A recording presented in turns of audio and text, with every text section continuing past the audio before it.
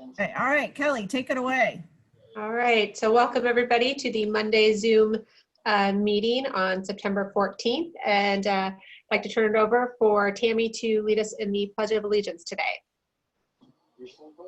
I pledge allegiance to the flag of the United States of America and to the republic for which it stands, one nation, under God, indivisible, with liberty and justice for all. Thank you, Tammy. Thank you. Do we have any introductions of any new members or guests today?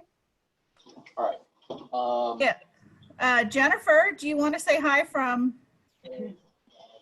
are you, there's two Jennifers. Oh, I'm muted. From Calor Flight. Oh. Good morning. Can you hear me? I can hear you. Welcome. Good morning. Yeah, thank you. Thank you. I apologize. Something's going on with my camera this morning, so I'm excited to join. Thanks for having me. Yeah, we're happy to have you. Did you have any announcements you'd like to share? You know, just that Calor Life Flight is here for all of our communities in California during these fires. We are here for you 24/7, and we are making sure that we are flying safe and that we can transport as many patients as we possibly can and assisting with EMS providers on the ground. Thank you, Jennifer. Welcome. Thank you. And don't think we have anybody else as far as new member or guests. So I'll turn it back over to Renee for some announcements. Great. Okay, so I got word today from the Humboldt Connection that they are going to start the construction of our new billboard that is going in at Kenmar, or right south of Kenmar on 101. There was a billboard display in our latest newsletter. If you got that in the mailbox, you got a sneak peek of it. And so they're going to start construction this week, hopefully to be finished by Friday. So I'm very excited. Let's see, we have another virtual mixer coming up September 30th. That's the last Wednesday of the month. That will be featuring Open Door Community Health Center here in Fortuna. We're going to have kind of a cross between a health fair and a mixer. So we'll have some fun games. We'll have some information regarding health and of course door prizes and a 50-50 raffle. So stay tuned for sign up information for that. Also, our next meeting is on Monday the 21st, and that will feature the Alzheimer's Association. So be sure to sign up for that one. That'll be a good one. And that's all I had, I think. Light day. Do we have any announcements from any of the members today?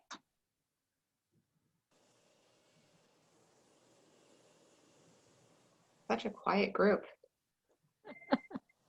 All right. Well then, if nobody has any announcements, I'll go ahead and turn it over to Gary and Danny from Aflac for the presentation.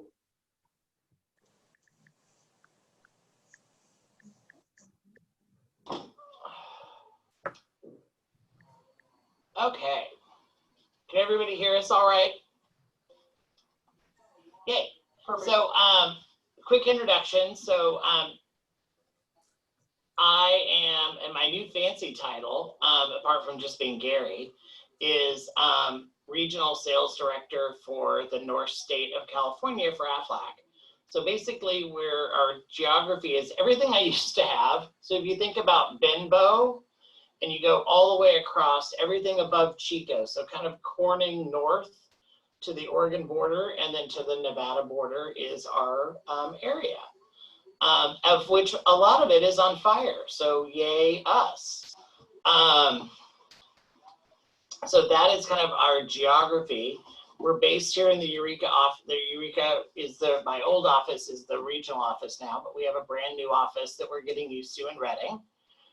Which is kind of awesome, and I'll be spending the rest of my week over there starting tomorrow. Next slide. And Danny, you're doing an awesome job. So Danny is one of my agents who is also not terribly new to my team, but is also part of the Fortuna family. So when you think he lives in I live in Lolita. Lolita. So I thought it would be a perfect fit. I really want him to be more of the Fortuna face for Aflac. So, and then also then thusly supplemental. So he can kind of introduce and I'll bring it home and then I'll shut up and he can talk. Like you said, my name is Danny Rojo. I grew up in Sheridan, Wyoming. I moved out here in 2010, went to CR and HSU. I've been a retail manager in Eureka for the last 3 years. I met my wife out here, and I actually got the privilege of adopting her 2 boys this last month. So that's been an ongoing thing. So I'm really happy about that. And like you said, I'm relatively new to Aflac. I joined in May. I love outdoor activities. Camping and backpacking are my favorites. I also am celiac disease, so I have to eat gluten-free food. So learning how to bake and cook all my gluten-free food has been important to me. And as you can see there, coaching is a big part of my life. I've had the privilege of coaching the track team at Redwood Prep for the last 3 years. And then last year I got to help out and coach the little Fortuna Huskies single A group. So that's always a big part of my life. Yeah, next slide.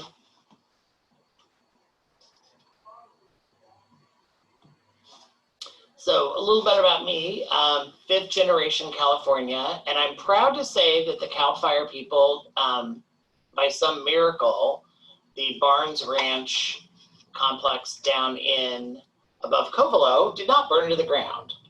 Thank you, air support and the tankers that they had parked on the ranch property. So we've been here a long time, 5th generation. I was born actually in Fortuna, so it's kind of funny that I've come home. Never thought that would happen, but now you're all stuck with me. Some of you more than others. Most of my background was in retail. So I worked for Gap, Macy's. I was a buyer for Macy's. I led large retail stores for Gap for most of my life. And then it's almost my 5th anniversary in February. I've been with Aflac for 5 years.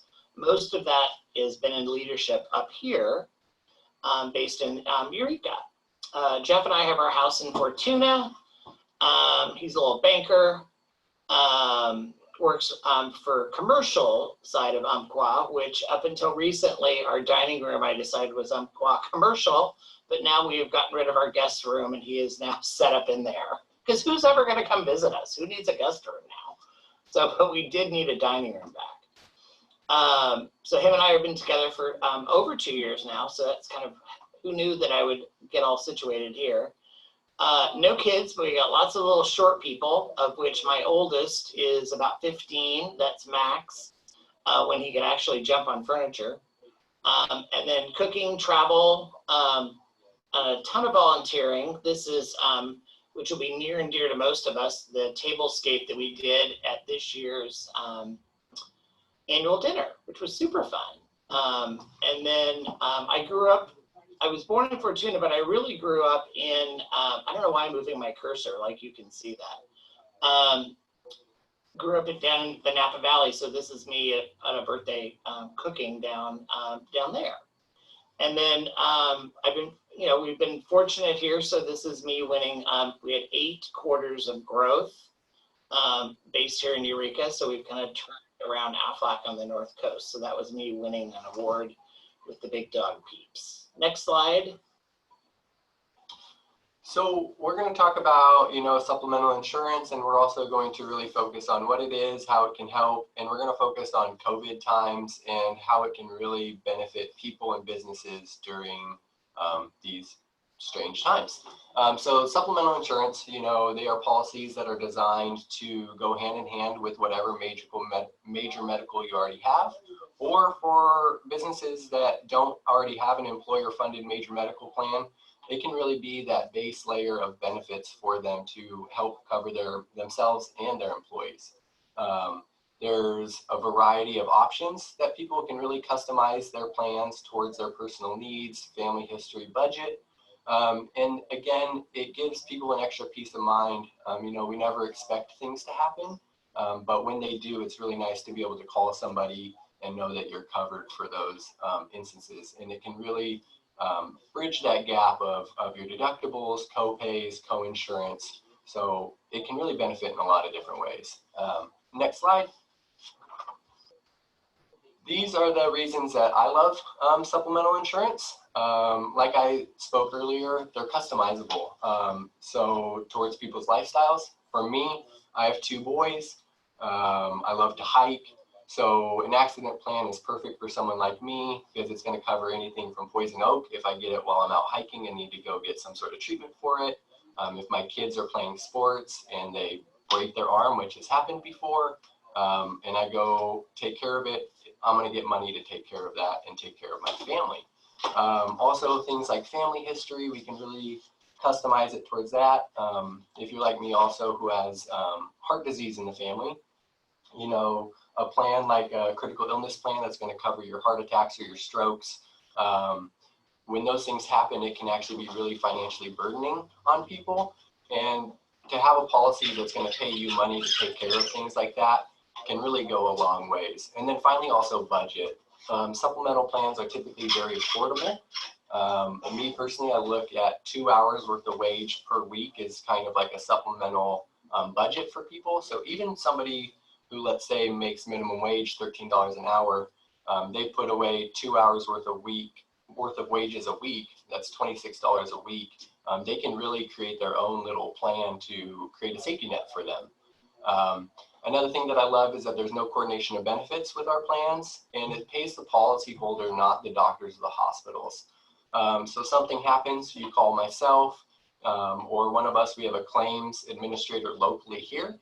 We can file your claims and you get money to do whatever you want or whatever you need with that money. So even something like maybe your major medical covers your preventative care and you go take care of yourself, you're still going to get a check from us.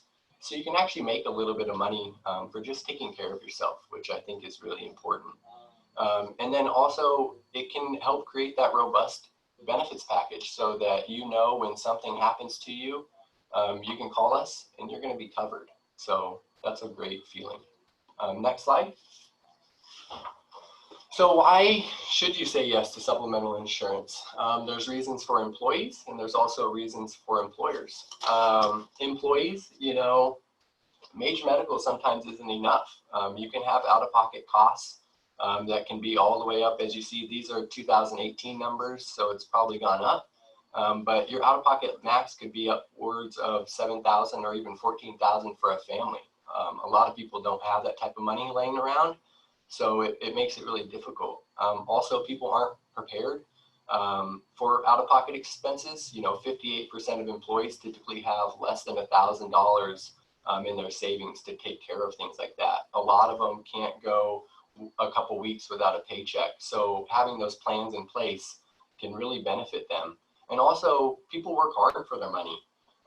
You know, they shouldn't need to dig into savings or take out loans to take care of themselves. So those supplemental plans that are going to be paying them money to take care of that can cover that. For employers, one of the main things that I see is it boosts employee morale. You know, right now in times, employee morale is pretty low. It's difficult for people working. You know, they never know what new regulation they have to go through. They don't know what's going to happen with their business, what's going to happen with their employees. So showing that you care by offering them something that's going to take care of them financially can go a long ways with employee morale. Also, it's going to help when you do need to hire. You know, I'm struggling with that at my other retail position. Some businesses may not offer that robust benefits package. So when you're hiring, you can tell that person, hey, you know, we offer supplemental insurance. And instead of them going to your competitors, now they might just go to you because they know if they go with you, they're going to be covered if something happens in that unexpected. And like we all know, unexpected things do happen. And finally, we've seen when we implement supplemental policies into businesses, it actually tends to lower their workers' compensation over time, you know, because it's giving people that extra little bit of money to really take care of themselves and not need to file that workers' compensation claim. because they have money to go to the doctors themselves. Next slide. And one of the things that's also, and there's a variety of people who can do supplemental plans. You have Colonial, you have some of our regular traditional, like State Farm has an accident plan. Allstate has some things. So there's a variety of people to go to. Obviously, we're a little biased because we've got the duck, but a lot of this is a similarity that runs across all different streams of providers. So the biggest thing is really just having something. You know, I cringe every time I see something on Facebook about a GoFundMe, because all that means is that somebody who should have had some type of supplemental program, if they had had that crab feed or that thermometer thing would not be needed.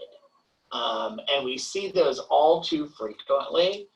You know, and now obviously we're seeing them due to the fires, but you know, from a health or an accident standpoint, something that is literally $10 a week could take care of needing a $10,000 or $20,000 GoFundMe campaign. So that's really, from an employee standpoint, why it's so important. From an employer standpoint, I think all of us know it is almost impossible to get our full staff back right now. So when we have businesses who, frankly, I have several clients who have not opened because they can't get staff to come back in because they're not feeling safe. They're not feeling, you know, I've got childcare issues, so why don't I just stay home? So there's not that enticement to come back into work. And we had a pretty tight workforce prior to COVID, and now it's just been exacerbated. Dan? Yeah, so like he was saying, the things that it's impacted business in a number of different ways. You know, people have had to take out loans, they've exhausted their PTO, their sick time. You know, businesses are taking out PPP loans to cover the payroll. So they've exhausted their safety nets. Lack of staffing, like he was talking about, everybody's struggling to get people to come back to work. People are uncertain, you know, is my business going to remain open? Am I going to have enough staff to support my business? And when things continue to reopen, I mean, the reality of is exposure to COVID is a possibility. So how can we help with that? And that would be next slide. So things that supplemental insurance and implementing those can really, again, help retain your key employees that you already have. Oops, sorry, my bad. It can help get that staff back to hired and back to work by feeling comfortable, knowing if I do get exposed with COVID and I have to miss an extended period of time, I'm still going to be able to pay my bills because I have those policies in plan. I'm still going to be able to support my family because I have something in plan. I have a safety net to protect me. So it gives that peace of mind and that safety net in the event that something COVID related happens. Go ahead, next slide. So policies that we're focused on involving COVID-19 and things around COVID-19. First off, your income protection. And that's where short-term disability comes in. So you get diagnosed with COVID-19, you have to miss an extended period of work. You're going to get state disability typically. If you're a W-2 employee, you're going to have state disability. And that's only going to pay you 52%, I believe is the statistic. It's only going to pay you about 52% of your wages. So it's kind of hard to pay bills with that. If you stack a short-term disability policy on top of that, it's going to bring you back to around 72% of your take-home wages, which is really what your paycheck's going to look like after taxes, with no overtime. Then a hospital plan on top of that. And if you do have complications where you need to seek hospital help or help at the hospital, it's going to cover things like your ER visit. If you have follow-up doctor's visits for that. If you get your tests done to get diagnosed with COVID, x-rays, labs, blood work, it's going to pay you for those. And then every night that you spend in the hospital or the ICU, it's going to give you money for that as well. And then finally, term or whole life, you know, we never want to file claims on this, but you know, it is the reality of it. And that's going to protect your loved ones financially, and the ones that you care about. If you did end up passing away from COVID complications, now you know that your loved ones are going to have that financial protection to pay their mortgage or to pay for your funeral or whatever else they're going to need that money for. Go ahead, next slide. So this is just a little example about short-term disability and how it works. This is short-term disability is going to rely on how much you make. I just did one example. This is a $1,000 benefit with a 0 and 14-day elimination period. That's the most common one we see with COVID. Why?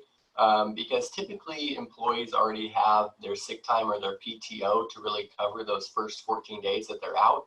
And then this would start paying on the 15th day and so on. So for this example, it's a $1,000 benefit. We can do anywhere from $500 all the way up to $4,000 guaranteed issue. And then we can actually go all the way up to $6,000 if you make that much money. And again, that's going to be stacked on top of whatever state disability you already get. So for this little example, you're out for 30 days. You're going to get paid for 16 of those days because the first 14 days, again, are unpaid. And that's going to bring home a check of about $533. And again, it's stacked on top of your state disability that you're already getting. Now, if you were out for a full 6 months, as you can see, that first month you get $533, then the next month $1,000, $1,000, and so on and so forth. So that can really go a long ways when it's stacking on top of your state disability already. Next slide. And then we have the hospital plan. Again, this little scenario I ran, you go to the ER for COVID-19 complications, you know, you get your tests and labs done to get diagnosed.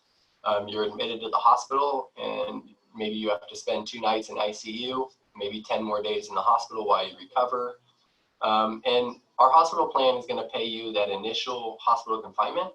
We have plans where it goes $500, $1,000, $1,500, or $2,000. This example, I use the $2,000 because a lot of us have high deductibles. So that would take a big chunk out of your deductible right there. And then you're going to need to get tests done to get diagnosed with COVID. We're going to pay you $35 for that. For every night that you spend in the ICU, it's going to pay $500 for those. And for every night that you spend in the hospital, it's going to give you $100. So for this one little example, you're looking at possible benefits of around $4,000, a little over $4,000. So all of those when it stacks, and then if you had to miss extended, it would stack on top of that short-term disability. Go ahead and next slide. Oh. And the point of the hospital plan is a couple things. It is not designed to pay your entire medical hospital bill. It's designed to pay what you're responsible, that first dollar. And that's really what a lot of supplemental products are now designed to do. You have your insurance that'll pick up that $450,000 bill that you spent 2 days in the hospital with. But what it really is that our things and supplemental things are designed to do is to help with your share. So when you think about it, you don't have to worry. $1 million hospital bill does not exist for people. But a $6,400 deductible does, or a $3,400 is a very common one when you're sitting on a silver plan. And most people in the county are sitting on a silver plan or wish they were on a silver plan. A gold plan, you probably have anywhere from $500 to $1,200 in deductible that you have to pay. So it's that idea of kind of taking care of that chunk. Sometimes people think it's going to pay their whole hospital bill. We don't need that because that's what your Anthem or Blue Cross is going to take care of. All right, so again, whole life and term life, these are plans that are designed to protect your loved ones.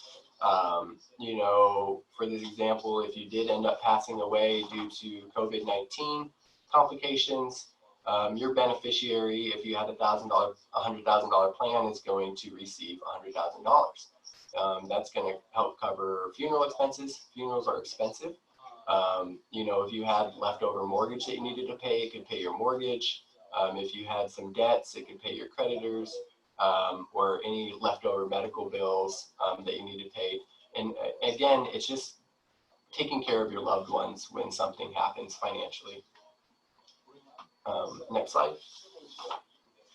So all in all, you know, to create a little COVID safety net, as we could say, that hospital plan stacked with that short-term disability plan and a life plan, it's going to create that peace of mind that you deserve. It's going to protect your hard-earned savings that you've worked so hard for, or your employees have worked hard for. And it's also going to protect your loved ones in the worst case scenario if anything did happen. I think from a cost standpoint, you're depending on age and all those fun things and the amount, you're probably somewhere around $25 to $30 on a weekly paycheck basis for some type of, and this is 3 different things, so a good amount of coverage. So everybody's safety net's a little different, but when you think about it, I think one thing people think it's like supplemental is going to cost what major medical does. It has not, it's night and day.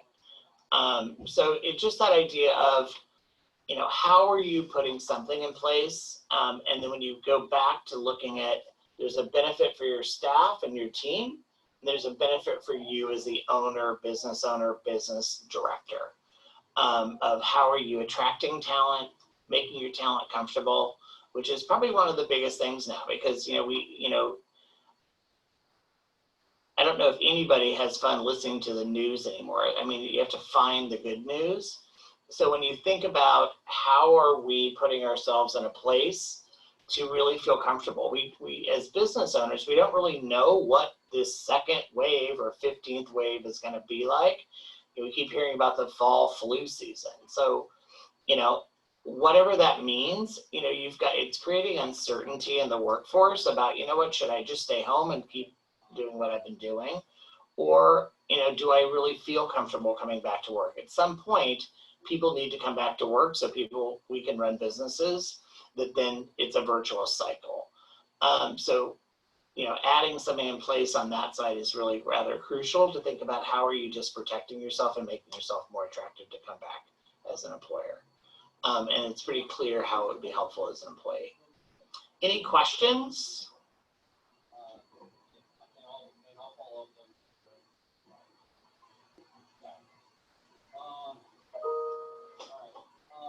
I had a question. Sorry, I had to get my screens back on. So you talked about a lot of the the plans that related to COVID, which I think is great. So I have 2 questions. If I'm an employer and I want to bring Aflac in, how complicated is it? And then on the flip side, from a business standpoint, how would someone become an Aflac representative? From a setup standpoint, it's actually pretty easy. So if Missy Elliott, although the journal already has it, and you get, you know, we have clients on several windows here, but it's pretty easy. So if Missy Elliott Incorporated, with her 7 employees of backup dancers, wanted to have Aflac, it's pretty simple. We make a phone call. We look and see what Missy Elliott's rating is as a business. She's, you know, dancing is dangerous, so, you know, potentially it's a C-rated account. We find that out all before we come.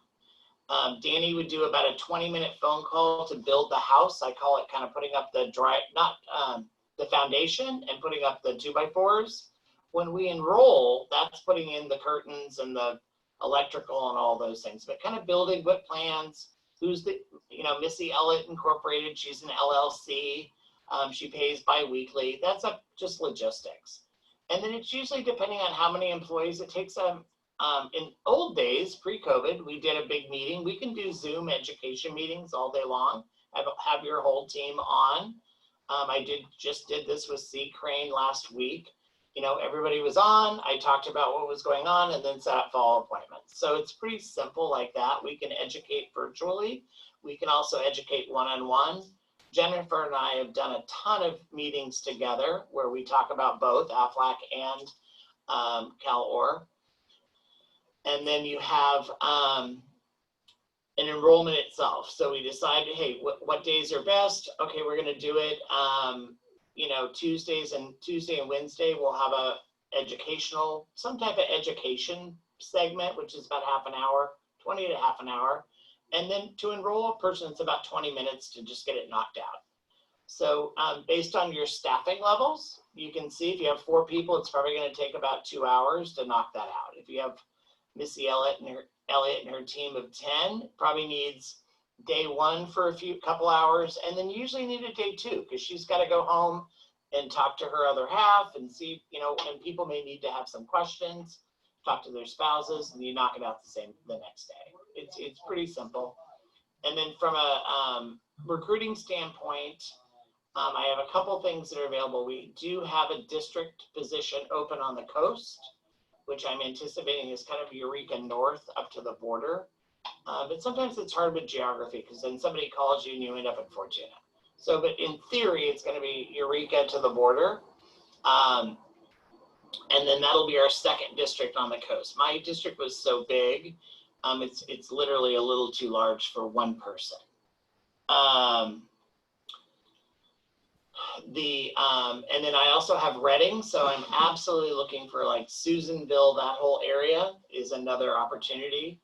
I like to bring people in as if they're in a more elevated, have a licensed, because everyone is licensed to sell insurance, which is a fairly easy process. We help with the pre-licensing, as we call it. There's an exam we do online. We've all done it. And that takes about 2 weeks. And then the turnaround from the DOI is about another 2.5 weeks to get your license back. So it's about a 4 to 5 week process from I don't have a license to I am good to go. And then we have a wealth of training. We really do have a ton of training support. I've spent almost my entire morning this morning leading training meetings. And we have a lot of structure to that. So unlike a lot of other sales positions where you're like, okay, fly be free, and then go hit a wall, you've got a lot of support in there that makes it, I think. Danny, other things to add around that? Yeah, no, he said it all. It's, you know, they cover their, you know, the pre-licensing, you take some exams on there, you have a website that you can go to where it's going to help you practice for your exam.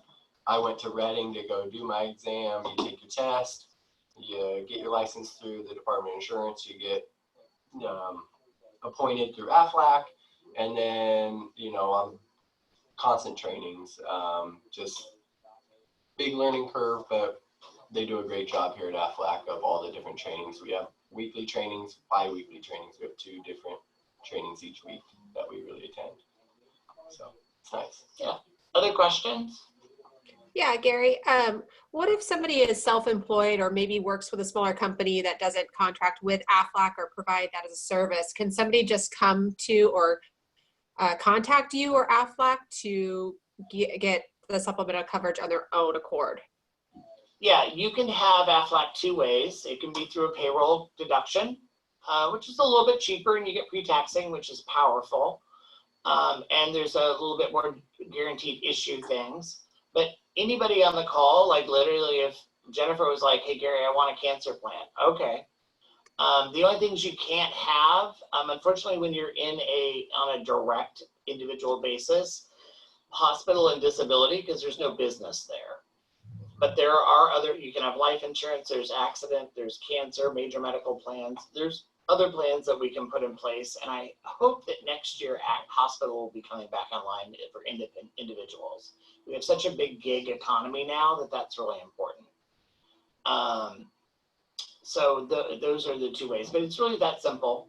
You know, if you've got somebody in mind, I always try to find the group because that way you get a bit more coverage, and it is a little bit cheaper. It's like 20% less than paying individual, but I have a whole drawer of clients that are individual. I mean, Renee is still individual, you know, and has kept her policy herself, and there's no real difference between what she saw before. I mean, policy stays the same.